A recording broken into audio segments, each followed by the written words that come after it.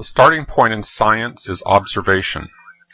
What you are seeing here is what happened to the North Tower of the World Trade Center, the second of 3 buildings to collapse on 9/11/2001. I use the word collapse, but words can be deceptive. What do you really see happening here? There's a tremendous amount of falling debris, but under the canopy of debris, do you see the rapid sequence of explosive ejections of material? Some of the jets have been clocked at over 100 miles per hour. I will call them explosions because it's hard to find other words that describe what we are seeing here. The explosions are not isolated and few. They are continuous and widespread. They move progressively down the faces of the building, keeping pace with the falling debris. Perhaps you can imagine a natural cause, but I can't. Notice that the explosions are occurring on multiple floors at once, over a wide zone, not in a floor-by-floor sequence that might be explained by pancaking collapse. Notice there are explosions far below the point of collapse. Some are isolated and focused. These are often referred to as squibs and are commonly seen in controlled demolitions. However, this is not a standard controlled demolition. The building is being progressively destroyed from the top down by waves of explosions, creating a huge debris field. The destruction is in waves, not just in one wave. Most obvious is a rapid sequence of explosions near the visible corner of the building. But simultaneously we can see another wave of explosions much further down the face of the building under the canopy of falling debris. Notice that both waves of explosions progress down the face of the building, nearly keeping pace with the falling debris just a few feet away. Slabs of concrete did not fall to the ground and smash to dust. There is almost no concrete in the rubble pile. Notice that the concrete is being forcefully ejected outward from the sides of the building, already pulverized to dust. Notice that embedded in the dust clouds are huge girders and entire sections of steel framing that are being hurled out of the building.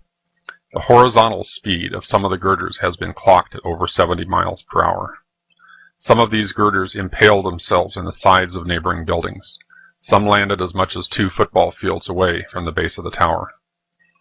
What could hurl heavy girders with such force and give them such speed?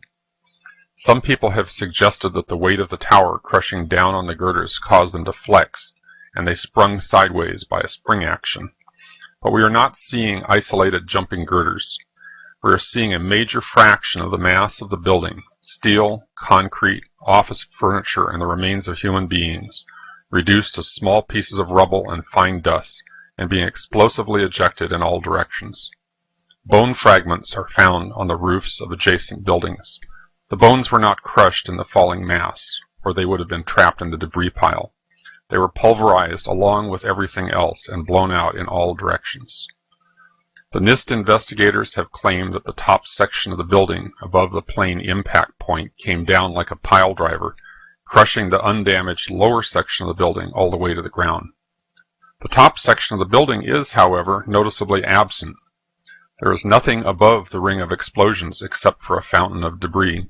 Can you see a pile driver? It does not appear that the building is being crushed by anything. The waves of destruction and explosive ejections of material are occurring over a wide zone that continues all the way to the top of what remains of the building. The scientists at NIST did not model the collapse of the towers. Their analysis was gravely flawed in many ways, but the biggest flaw was that the scope of their investigation was artificially limited. They took their analysis only to the point of initiation of collapse, as though all that followed was inevitable and needed no explanation. The scope of their investigation was artificially limited to what might have happened or could have happened to begin the collapse. What they explicitly did not take into account is what actually happened. By limiting their investigation to the natural precursors of collapse, plane damage and the fire, they ruled out from the start any possibility of discovering evidence of planned demolition. In other words, anything that occurred during the collapse itself, such as the evidence you're seeing here, was explicitly scripted out of the investigation. Any analytical model of the collapse, no matter how simple or how sophisticated, is a bad model and bad science if it does not come back full circle to explain the actual observations. What do you see?